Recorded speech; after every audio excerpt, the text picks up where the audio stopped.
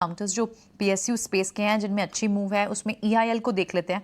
उसमें लगातार 2 दिन से एक बड़ी मूव आई है। आज थोड़ा सा ब्रीदर ले रहा है, लगभग 1.5-2% के नीचे इंजीनियर्स इंडिया जी। लेकिन क्या ये एक इस लेवल पर एक्यूमुलेट करें, क्योंकि जिस तरह की पीएसयू की तेजी है इस वक्त रत्नेश, इस स्टॉक को जोड़ना चाहिए इस लेवल पर या फिर थोड़ा और नीचे मिल सकता है? अगर किसी को फ्रेश बाय लेना है तो बिल्कुल इसने 2017 का है, 208 रुपये में एक ब्रेकआउट दिया इसने, काफ़ी लंबे कंसोलिडेशन का एक लंबा ब्रेकआउट दिया इसने। जब कोई भी स्टॉक जब भी इतना बड़ा ब्रेकआउट देता है डेली, वीकली, मंथली चार्ट पे, तो काफ़ी बड़ी इसमें तेज़ी हमको आगे के लिए बनती हुई दिखाई देती है। अभी एक थोड़ा-सा कंसोलिडेशन कर रहा है, तो मुझे ऐसा लगता है कि आज जो ब्रीदर हुआ है, थोड़ा-सा ये यहाँ पे भी एक्यूमुलेट कर सकते हैं। और थोड़ा एक्यूमुलेट करना है तो फिर अगर हमको ₹190 के आस-पास मिलेगा तो वहाँ पे हम एक्यूमुलेट और कर लेंगे। स्टॉप लॉस लगाएँगे वहाँ पे ₹175 का, थोड़ा-सा मैं होल्डिंग के हिसाब से राय दे रहा हूँ यहाँ पे। तो मुझे ऐसा लगता है कि इसको आने वाले दिनों में हम ₹250 तक के टारगेट देखने को मिल जाएँगे। ठीक है। इंजीनियर्स इंडिया में ₹250 के लक्ष्य आपको देखने को मिल सकते हैं, ऐसा कन्विक्शन है रत्नेश जी का। लेकिन एक और शेयर पर उनका कन्विक्शन था, जिसको लेकर खबर भी आ गई है। खबर नीचे फ्लैश हो रही है जीएमआर एयरपोर्ट्स को लेकर, और खबर यह है कि करीब करीब 0.4% हिस्सेदारी के कई सौदे हुए हैं, ब्लॉक डील्स लगी हैं, और उस ब्लॉक डील्स में करीब करीब 2 करोड़ शेयरों के सौदे हुए हैं। ₹84.60 के भाव पर फिलहाल ये ट्रेड कर रहा है, 3.5% ऑलरेडी ये ऊपर है। और इसको लेकर रत्नेश जी ने आपको ट्रेड के सुझाव दिए थे। तो जीएमआर एयरपोर्ट को लेकर ये अपडेट भी है और ट्रेड भी आपके पास है। ट्रेड पहले था, अपडेट ये बाद में आया है, तो आप इस पर नज़र ज़रूर रखिएगा। यहाँ से स्टीम थोड़ी सी और बढ़ सकती है। लेकिन कुछ और शेयरों पर रत्नेश जी आपसे ज़रा एक व्यू चाहेंगे। हम देख रहे हैं कि बीबीटीसी में आज अच्छी तेज़ी है, और वैसे भी शेयर ने ठीक ठाक परफॉर्म किया है। पिछला साल भी हमने देखा था कि प्रदर्शन ठीक ठाक रहा था बॉम्बे बर्मा ट्रेडिंग कॉरपोरेशन का। पूरा ग्रुप ही फोकस में था। कुछ अच्छी खबरें भी थी, कुछ बुरी खबरें भी थी। लेकिन बीबीटीसी को आप किस तरह से देख रहे हैं? अब ये ₹1596 पर फिलहाल ये ट्रेड कर रहा है, हालांकि इंट्राडे से थोड़ा नीचे आया है। आपको ये शेयर कैसा लग रहा है और इसका ट्रेंड आपको किस तरह का समझ में आ रहा है? बीबीटीसी ने आज एक फ्लैग पैटर्न का ब्रेकआउट दिया, हालाँकि थोड़ा-सा वीक्स छोड़ दिया है इसने उस कैंडल पे डेली पर। मुझे ऐसा लगता है कि इसने फ्लैग पैटर्न लगभग बना लिया है, तो इसमें मुझे ऐसा लगता है ट्रेड पॉजिटिव रहना चाहिए। ऊपर में जो टारगेट बनेंगे ₹1700 तक के बनेंगे, और नीचे अगर किसी को स्टॉप लॉस रखना है पोजिशनल ट्रेड के हिसाब से, तो यहाँ पे थोड़ा-सा वोलेटाइल रहता है, थोड़ा-सा डीप स्टॉप लॉस लगाना पड़ेगा ₹1520 का। इसमें डिस्क्लेमर है कि आज ही हमने हमारे क्लाइंटों को रिकमेंड भी करा है, और इसमें पोजीशन मेरी भी हो सकती है, हमारी कंपनी के पोर्टफोलियो में भी हो सकती है। गिरीश सोदानी भी है हमारे साथ। तो एक बार ये समझ लेते हैं कि अर्निंग के लिहाज से, Q3 की अर्निंग के लिहाज से उन्हें कहाँ और अट्रैक्शन दिख रहा है, कहाँ कहाँ उनको वैल्यूएशन का कंफर्ट दिख रहा है। गिरीश, बैंक्स एंड फाइनेंशियल्स को तो स्टार्ट ऑफ द शो में हमने डिस्कस किया, और कौन से स्पेसेस है जिनके आपको अच्छे रिजल्ट्स आते हुए दिख सकते हैं? एक ऑटोमोबाइल सेक्टर है जिसको लेके परफॉर्मेंस मुझे कहीं पे भी ऐसा लगता है कि काफी अच्छे रिजल्ट्स आएंगे, क्योंकि अगर हम देखें तो एक फेस्टिवल सीजन अब भी रिसेंटली ही क्रॉस हुआ है। एंड लास्ट के जो 2 क्वार्टर्स के रिजल्ट्स हैं या फिर लास्ट के 3 महीने के हम ऑटो नंबर्स भी देख रहे हैं, तो 22% of growth month on month basis पे बढ़ रही है। एंड अगला जो 3 महीना है वो भी काफी फोकसेबल है। तो एक ऑटोमोबाइल सेक्टर्स में ऑटो एंसेलरीज, ये 2 सेक्टर्स ऐसे हैं जिन पे कहीं पे भी हम लोग बहुत स्ट्रांगली फोकस कर सकते हैं इन द अर्निंग प्रपोजिशंस।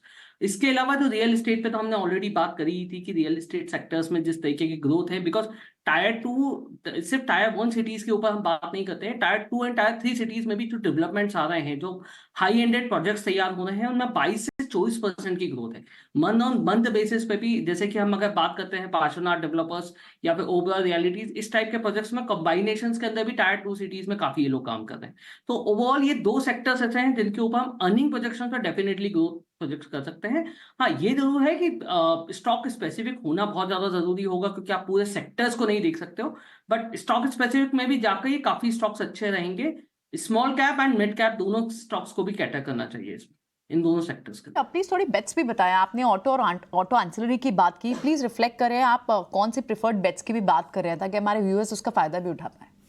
देखिए, ऑटो एंसिलरीज में मुझे मदरसन सुमी काफी अट्रैक्टिव लगता है। इस लेवल पे भी ₹103 का एक रेंज है। अगर हम ओवरऑल स्ट्रक्चर की बात करें तो मार्जिन साइड्स पे भी 22% की ग्रोथ प्रोजेक्शंस है। मैनेजमेंट कमेंट्री में भी एक्सपेक्टेशन रखी है कि जो इनके नए एक्सपेंशन मॉडल आ रहा है ईवी सेगमेंट्स को लेके, तो इस सेगमेंट्स में भी करीबन अप्रोक्सीमेटली 30-35% की ग्रोथ होगी अगले 3 साल के टाइम फ्रेम को लेके। तो यहाँ का जो लेवल है कहीं पे भी मुझे 150 के रेंज में दिखाई देता है। अगर किसी का लॉन्ग टर्म बैट है, 1 साल का टाइम फ्रेम है, तो मदरसन सुमी को डेफिनेटली रखना चाहिए अपने पोर्टफोलियो के अंदर 1 साल के टाइम फ्रेम के लिए। 150 तक का लक्ष्य तो डेफिनेटली रहेगा।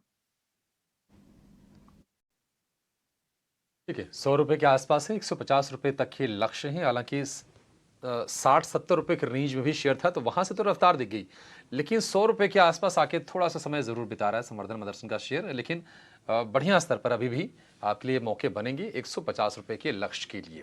एक बार डेली रूम का माहौल चेक कर लेते हैं कि वहां पर क्या मूड है, कौन से शेयर को लेकर चर्चा हो रही है। और हमारे सहयोगी शरद दुबे रोज की तरह जुड़ गए हैं खास सेगमेंट लेकर, जिसका नाम है खबर गर्भ है।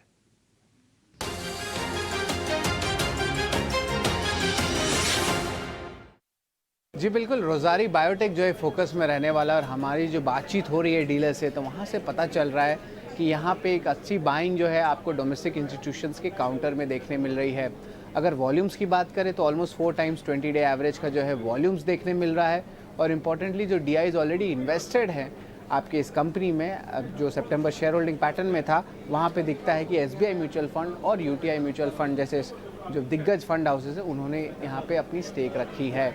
अगर बात करें टेक्निकल इंडिकेटर्स की, तो आज एक बहुत इंपॉर्टेंट टेक्निकल इंडिकेटर जो 100 DMA का है उसको क्रॉस किया गया है। और टेक्निकली देखा जाए तो 50, 100, 200 तीनों इंपॉर्टेंट लेवल्स पे जो है स्टॉक उसके ऊपर अब ट्रेड कर रही है। हमने थोड़े से चैनल चेक्स भी किए और यहाँ से पता चला जो तीसरे तिमाही के जो नतीजे आएंगे वहाँ पे उनकी एक सेगमेंट है HPPC सेगमेंट, वो एक अच्छी परफॉर्मेंस देगी। अगर इस सेगमेंट के बारे में बात करें HPPC, तो ये सेगमेंट बेसिकली आपका होम, पर्सनल केयर और परफॉर्मेंस केमिकल सेगमेंट का है। तो इम्पॉर्टेंट डेवलपमेंट आ रही है जहाँ पे डोमेस्टिक इंस्टीट्यूशन की इंटरेस्ट देखने मिल रही है रोज़ारी बायोटेक में। जी शुक्रिया शरद। रोज़ारी बायोटेक हालांकि शेयर आज गर्म ज़रूर है, 3.25% के आसपास की तेज़ी है। हालांकि बहुत अच्छे से परफॉर्म करके दिया नहीं है रोज़ारी बायोटेक ने, एक कहीं ना कहीं रेंज में ही ये शेयर रहा है। स्पेशलिटी केमिकल वाली कंपनी है, बाकी कुछ शेयर्स में बहुत अच्छी गर्मी हमने देखी है। क्या रोज़ारी बायोटेक के दिन यहाँ से अब पलटने वाले हैं और आगे की राह अच्छी है? एक बार इस पर जरा टेक्निकल चेक भी ले लेते हैं। आदित्य, आपका व्यू क्या है रोज़ारी बायोटेक को लेकर? चार्ट्स क्या संकेत दे रहे हैं इसके? शेयर चलेगा भी? और बिल्कुल इसके अच्छे दिन आगे दिख रहे हैं और स्टॉक गर्म भी हो सकता है, क्योंकि जिस हिसाब से वॉल्यूम पार्टिसिपेशन आपको दिख रहा है, जो कुछ हफ्तों में सबसे ज्यादा हाईएस्ट है, कुछ दिनों में सबसे ज्यादा हाईएस्ट है, तो दिख रहा है कि बायर्स का एग्रेशन इधर बना हुआ है। और एक कंसोलिडेशन में जैसे ये रेंज ब्रेक होती है जो ऊपर की साइड 840 850 है, तो स्टॉक एक लंबी दौड़ लगा सकता है टुवर्ड्स 950 एंड 1000, और इसके लिए स्टॉप लॉस मेंटेन करना चाहिए 750 का। ठीक है, 750 रुपये का स्टॉप लॉस थोड़ा सा नीचे ज़रूर है, लेकिन आपके लिए मौके बनेंगे, आपको खरीदने की सलाह है। सेक्टर्स को भी देखता है। फोर्जिंग काउंटर्स भी आज काफ़ी मोमेंटम में है, चाहे आरके फोर्जिंग हो, मेडन फोर्जिंग हो, मेटलस फोर्जिंग हो, कुछ स्मॉल कैप कंपनीज भी हैं जिनमें 10% तक की मूव देखने को मिल रही है। फोर्जिंग काउंटर्स की मूव सस्टेनेबल है क्या? ये कैरी फॉरवर्ड ट्रेड्स हैं क्या अक्षय? जी, फोर्जिंग काउंटर्स में थोड़ा मोमेंटम तो जरूर है। यहाँ पे आप जो प्लेट दिख रहा है रामकृष्णा फोर्जिंग्स, ये स्टॉक एक बेसिंग फॉर्मेशन पे है। शॉर्ट टर्म ट्रेडिंग के नजरिए से 700 का बेस बनाने के बाद आज काफी उछाल देखने को मिल रहा है, तो एक पॉजिटिव शॉर्ट टर्म आउटलुक बन रहा है। तो BTST कैंडिडेट जरूर बन सकता है। 765 to 770 ये टारगेट एरिया बनेंगे, तो बाय करके चले। 700 के नीचे आप स्टॉप लॉस बनाइए और 770 तक टारगेट बना के चले। ये BTSC ट्रेड्स भी हैं, यानी यहाँ से भी आप ले सकते हैं। बैंक्स में कई सारे बैंक्स हैं जिनमें अच्छी मूव है। DCB 2 दिन से हमें संजीव वसीम भी बता रहे हैं, और आज आपने उसमें देखना 4-4.5% की मूव है। 10% ये पहले चल चुका है, यानी 15% पिछले 3 दिन में ही चल चुका है। लेकिन क्या ये मूव सस्टेनेबल है? अगर ऐड करना है तो क्या डिप्स का इंतजार करें यहाँ से रत्नेश? और DCB बैंक में रिसेंटली में एक राउंडिंग बॉटम फॉर्मेशन का ब्रेकआउट दिया है। इसमें तो मुझे ऐसा लगता है कि अगर ये किसी को नया ऐड करना है जो लेने से रह गया है वो यहाँ पे भी ऐड कर सकते हैं, क्योंकि मुझे बहुत बड़ा डीप नहीं दिखता है इसके अंदर। 150 148 रुपए काफी अच्छा सपोर्ट है। ऊपर में टारगेट अभी भी इसके 170 रुपए तक के इंटेक्ट है, तो वहां तक के लिए जाने के लिए तैयार है। तो यहाँ पे भी डीप में यहाँ पे भी ऐड कर सकते हैं। स्टॉप लॉस लगा ले अपना 143 रुपीज का। ठीक है, ये बात तो हुई डीसीबी बैंक की, लेकिन कुछ केमिकल नेम्स में अनएक्सेप्शनल तेजी है। हिमाद्री केमिकल इंडस्ट्रीज को देखिए, वो 10% की मूव पे है। इंडिया ग्लाइकॉल में 5-5.5%, बालाजी माइंस। तो केमिकल स्पेस और स्पेशली जो कैश सेगमेंट के स्टॉक्स हैं उनमें अच्छी मूव दिखाई दे रही है। कोई काउंटर आपके रडार पे आ रहा है आदित्य? देखिए, मुझे बालाजी अमाइन का पैटर्न अच्छा लग रहा है। आई थिंक स्टॉक ने काफी टाइम लिया, डाइजेस्ट किया, एक डाउनवर्ड मूव को रिवर्सल दिया, कंसोलिडेशन के बाद एक अप ट्रेंड की शुरुआत दिख रही है इधर। तो इसको पर्टिकुलरली बाय कर सकते हैं 2671 में, और स्टॉप लॉस रहेगा इसमें 2490 का, और इसमें टारगेट बन के आ रहे हैं 2900 से लेके 3100। ठीक है, 2900 और 3100 बालाजी माइंस के लिए ये लक्ष्य। आज हम देख रहे हैं कि माइंस वाली कंपनीज में आज भी तेज़ी है और पिछले दिनों भी इसमें तेज़ी बनी है। लेकिन एक शेयर है जिस पर गिरीश जी आपसे मैं व्यू चाहूँगा, उसका नाम है V2 रिटेल का। बहुत ही शानदार तेज़ी, रिटेल वाली कंपनी है ये और छोटे छोटे शेयरों में अच्छे से एक्सपैंड भी कर रही है। हालांकि ये सर्किट टू सर्किट चल रही है, तो ऐसे कुछ खरीदने बेचने का फिलहाल मौका तो नहीं मिलेगा, लेकिन आपसे व्यू उस पर इसलिए चाहिए क्योंकि महीने भर में जो शेयर चला है 60% का, पिछले साल गजब की रफ्तार रही। बिजनेस जो अपडेट्स आए हैं वो बहुत अच्छे आए हैं और मैनेजमेंट की कमेंट्री जो आई है वो कहीं ज़्यादा उत्साहजनक है।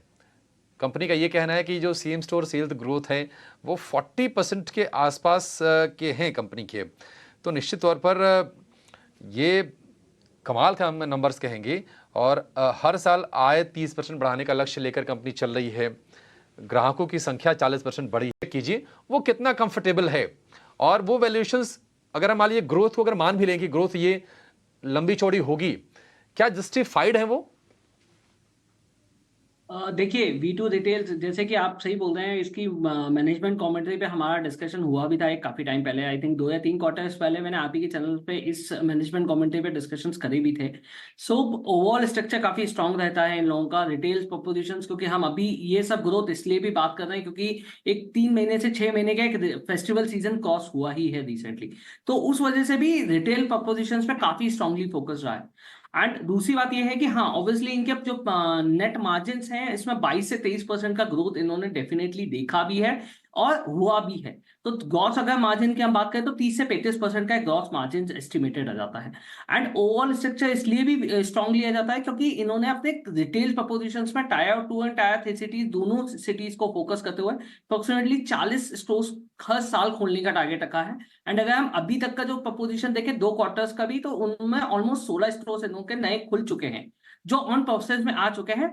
ओवरऑल जहां पे भी ये रीस्ट्रक्चरिंग के ऊपर काफी काम कर रही है, क्योंकि जो मैनेजमेंट कमेंट्री थी उसमें उन्होंने बहुत क्लियरली इंटीमेट करा था कि रीस्ट्रक्चरिंग के ऊपर वो काफी काम करेंगे। तो ओवरऑल स्ट्रक्चर काफी स्ट्रांग है रिटेल प्रपोजिशंस पे, क्योंकि अगले 3 महीने से 6 महीने भी स्ट्रांगली ही मूव करेंगे। बट अगर हम वैल्यूएशन की बात करें तो वैल्यूएशन थोड़े से महंगे हैं। इस रेंज में मुझे डेफिनेटली नहीं लगता है कि किसी को भी एंट्री फेस लेना चाहिए। मुझे ऐसा लगता है कि कहीं पे भी ये अगर रेंज हमको 325 रुपए के आसपास कहीं पे भी मिलती है तो डेफिनेटली डिप पे इसको ले। एंड इसका जो होरिजन है आपको एटलीस्ट साल से 1.5 साल का टाइम फ्रेम रखना पड़ेगा। ये शॉर्ट टर्म्स के लिए नहीं रहेगा क्योंकि एक बहुत सस्टेनेबल स्टॉक रहता है। अगर आप एक बार में स्लो मूविंग स्टॉक्स रहते हैं, जब अगर चलते हैं तो बहुत तेजी से चलते हैं, बट उसके बाद एक बहुत स्लो मूविंग फेज में ही एक रेंज बाउंड के अंदर चलते हैं स्टॉक्स। तो अगर डिप पे एफएम मिलता है ये 325 330 के रेंज में तो लेके चले। एंड 450 तक का एक रेंज लेना पड़ेगा आपको 1 से 1.5 साल के टाइम फ्रेम के लिए।